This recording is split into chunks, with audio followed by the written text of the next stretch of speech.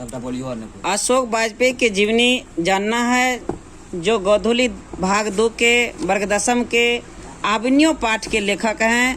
आबन्यो chapter के लेखक अशोक वाजपेयी के माता का नाम निर्मला देवी और पिता का नाम परमानंद वाजपेयी। इसके मूल निवास स्थान मध्य प्रदेश में, सागर मध्य प्रदेश में था। छत्तीसगढ़ के दुर्ग में इनका जन्म हुआ। इन्होंने प्रारंभिक शिक्षा गवर्नमेंट हायर सेकेंडरी स्कूल सागर से ही किया। फिर सागर विश्वविद्यालय से उन्होंने बीए और सेंट स्टीफेंस कॉलेज दिल्ली से अंग्रेजी विभाग में एमए किया और उन्होंने वृत्ति के रूप में भारतीय प्रशासनिक सेवा को अपनाया और वे भारतीय प्रशासनिक सेवा के कई पद पर रहे और महात्मा गांधी अंतर्राष्ट्रीय हिंदी विश्वविद्यालय के प्रथम कुलपति पद से सेवानिवृत्त हुए, रिटायर हुए। संप्रति आजकल भी वे दिल्ली में भारत सरकार की कला अकादमी के निदेशक हैं। अशोक वाजपेयी की लगभग 3 दर्जन मौलिक संपादित कृतियां प्रकाशित है। भारतीय 36 पुस्तक इनका प्रकाशित हो चुके हैं।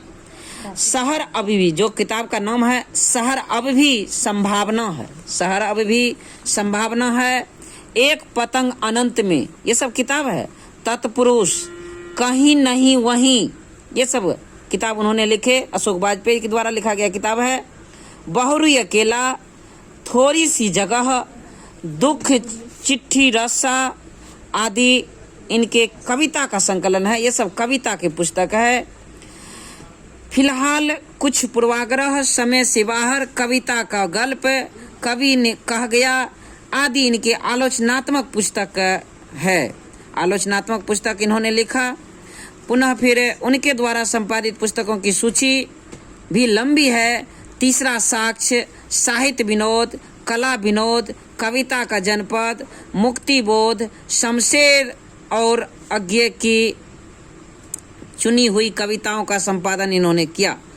उन्होंने कई पत्रिकाओं का भी संपादन किया, जिनमें सबसे पहला आता है संवेद, पहचान, पूर्वाग्रह, बहुवचन, कविता एशिया, समास, ये सब पत्रिका थे, प्रमुख पत्रिका थे। अशोक वाजपेयी को साहित्य अकादमी पुरस्कार मिला और उसके साथ साथ दयावती मोदी कवि शेखर सम्मान, फ्रेंच सरकार का office of the order of cross 2004 का सम्मान प्राप्त हो चुका है। सम्मान इनको मिला, साहित्य अकादमी पुरस्कार, दयावती मोदी कवि शेखर सम्मान, फ्रेंच सरकार का office of the order of cross 2004 का सम्मान प्राप्त हो चुका है। इन्होंने ये पाठ आबन्यो का जो सारांश है, यह आबन्यो एक शहर की, यह लेखक जो वहाँ पर गया वह बिरवन वहाँ पर दे रहा है कि वहाँ पर जो यह क्या किया, कैसे किताब लिखे, कैसे क्या किए, वहाँ का व्यवस्था के बारे में, वहाँ के वातावरण के बारे में बहुत हद तक इन्होंने लिखे हैं। तो कह रहा है सर्जक साहित्यकार अशोक वाजपेयी द्वारा रचित प्रस्तुत पाठ यानी आबन्यो पाठ एक संश्लिष्ट रचना धर्मिता की अंतरंग झलक है। यह पाठ उनके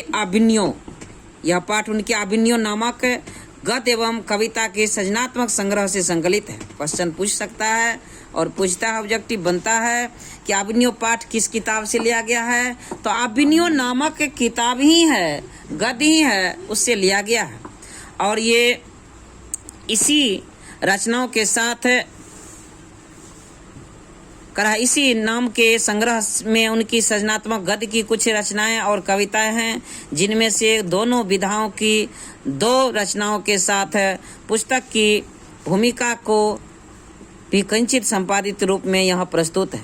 आबन्यो दक्षिण फ्रांस का, टिक लगा सकता है इसको, आबन्यो दक्षिण फ्रांस का एक मध्ययुगीन ईसाई मठ है। क्वेश्चन पूछता है आबन्यो क्या है, तो आबन्यो दक्षिण फ्रांस का एक मध्ययुगीन ईसाई धर्म का मठ यानी मंदिर है, जहां लेखक ने 21 अर्थात 21 दिन तक इन्होंने एकांत रचनात्मक प्रवास का अवसर पाया। 21 प्रवास के दौरान लगभग प्रति गद्य और कविता लिखी गई। इस तरह हिंदी ही नहीं, भारत से भिन्न स्थान और परिवेश के एकांत प्रवास में एक निश्चित स्थान और समय से अनबद्ध मानस के सृजनात्मक अनुष्ठान का साक्षी यह पाठ एक वैश्विक जागरूकता और सांस्कृतिक बोध से परिपूर्ण रचनाकार के मानस की अंतरंग झलक पेश करते हैं। यह दिखाता है कि रचनाएं कैसी रूप आकार ग्रहण करती है। कोई भी रचना महज एक शब्द व्यवस्था भर नहीं होती, उसकी निर्माण प्रक्रिया में रचनाकार की प्रतिभा, उसके जटिल मानस के साथ स्थान और परिवेश की भूमिका भी महत्वपूर्ण होती है।